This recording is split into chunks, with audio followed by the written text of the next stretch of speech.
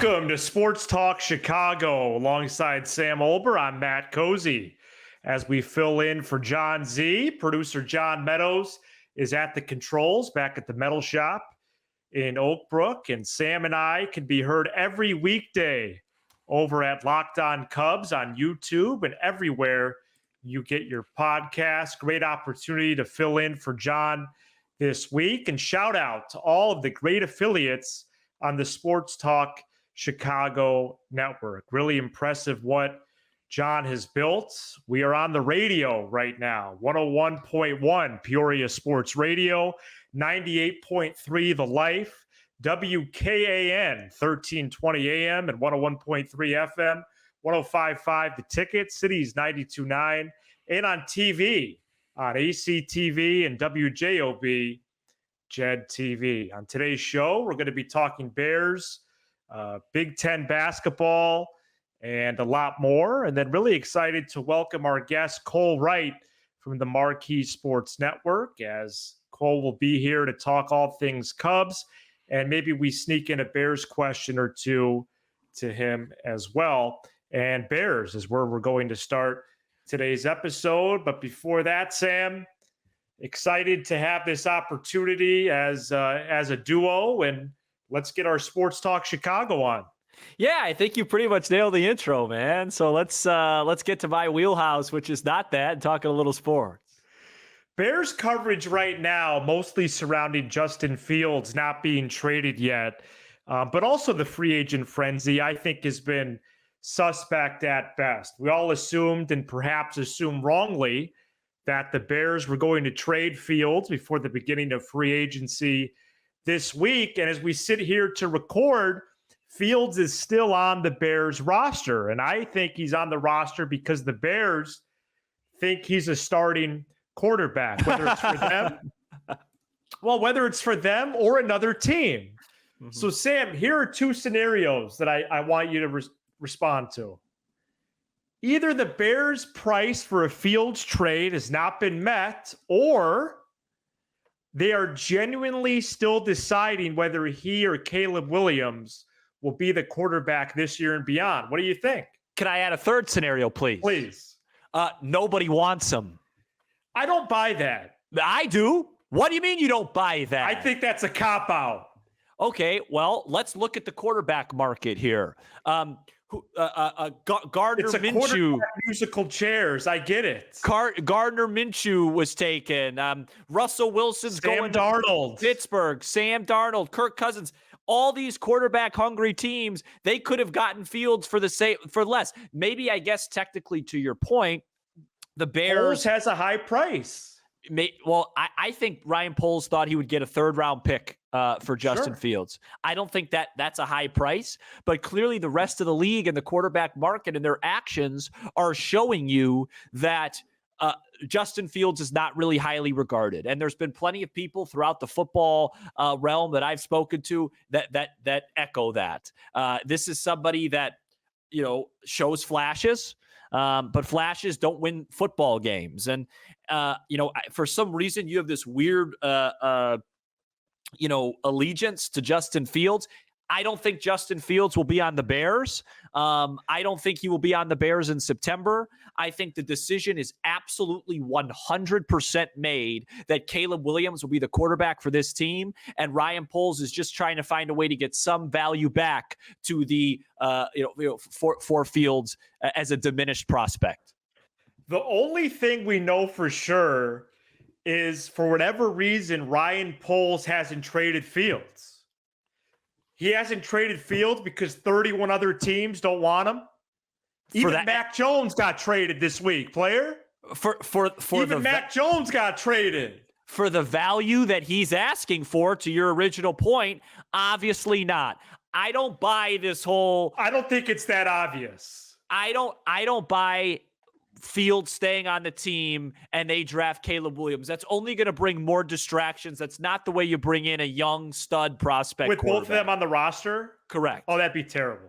Justin Fields will not be a Chicago Bear by September. Caleb Williams will be. So are you leaving room for the possibility that there's maybe a day or two of like summer camp with both of them in Bears helmets, or is Fields gone for sure? Because I think what Poles could do, he could wait for camp. They're both on the roster, but it's kind of like the Dylan Cease situation. He got traded to the Padres on Wednesday night. Maybe Fields enters camp with the Bears. Someone goes down, unfortunately, for another club, and then that team gives Poles a call. Do you know what I'm trying to spit out? I will leave that. I will leave that possibility open, because when the Bears are in camp, I'm going to be part of a pennant race with the Chicago Cubs. So I'm not going to be paying attention. But yeah, look, you're probably right. I guess there's a possibility of it. Well, he could get traded this weekend for all we know. I personally think it's a conclusion's been made in that room that Justin Fields is not the guy going forward, and it's just a matter of time. Ryan Poles is trying to figure out the best way possible to ship him. Why do the Bears have a better chance at winning with Caleb Williams? Well, it's pretty simple. Really? Yeah, there's a lot. Next year or in total? I would say in total.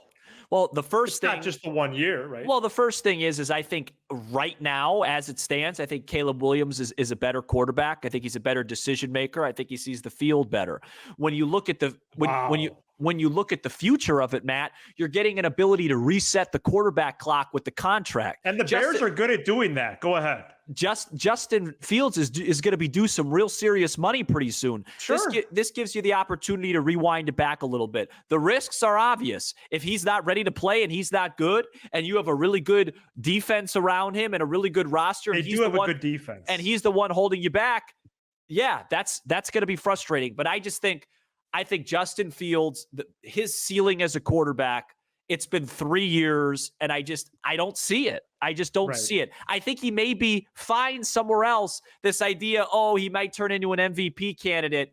Wow, that's a stretch. I just don't see it. He can't go on the road against good defenses and win football games. He's an incredible athlete. He seems like a very nice young man.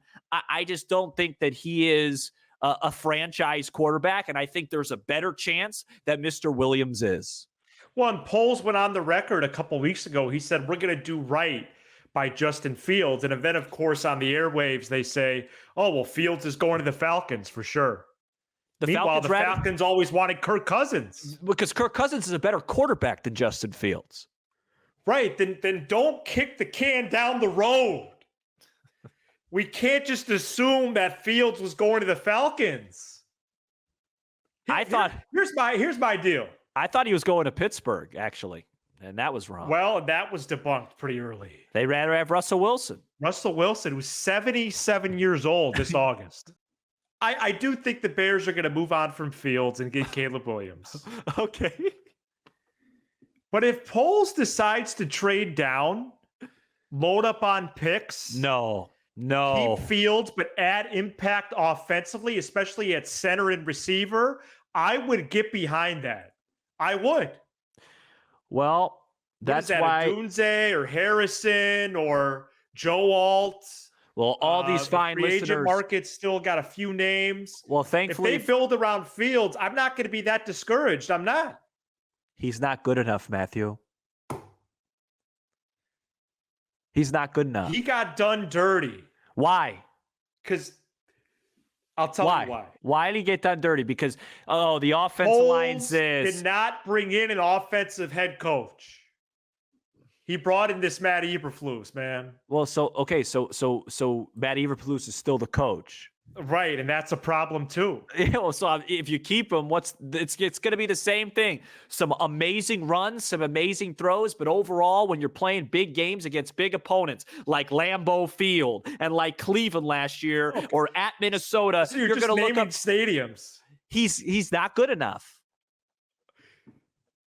We know he's not good enough. Let's open up the door and see what the other side has to say. He's had over a 300-yard passing game, 200-yard rushing game. He's able to throw pretty well outside the pocket. The Bears never had a substantial line for this dude. He got crushed in the backfield hundreds of times. Who's his best win? Yeah. I don't know. What's the best? Who's the best team he's ever beat? Is it the Lions at home? I think last year. It probably is, man. Yeah. Yeah. He's not good enough. But here's the thing, Sam. I want to talk basketball. This conversation, I think, proves the Bears can't get it right. No, listen. I don't believe the Bears are going to get this right. They have the number one pick for the second year in a row, and they might not get it right. I think first of all, I think you're right. There's a chance they don't get it right, but the closest path to getting it right is finding somebody so great they don't have to get it right. They could sit and watch him do his thing, and we know that's not Justin Fields. So maybe it's Caleb Williams. Okay, keeping Justin Fields and passing on this kid would not be getting it right the wrong way. At least mess it up the right way and take the prospect. The notable free agent signing for the Bears so far this week, running back DeAndre Swift, who's only 25 years of age. They signed him about 8 minutes into free agency, so they clearly like Swift out of the backfield there. And I think he does add a nice dynamic. We'll see what other threats they add offensively, because that's their biggest needs right now is on that side of the ball. No comment. Offensively, I like what I'm seeing on the roster, and the Montez Sweat trade was shrewd, last fall. Mm-hmm. And we'll see how else they build this club, especially in the draft next month.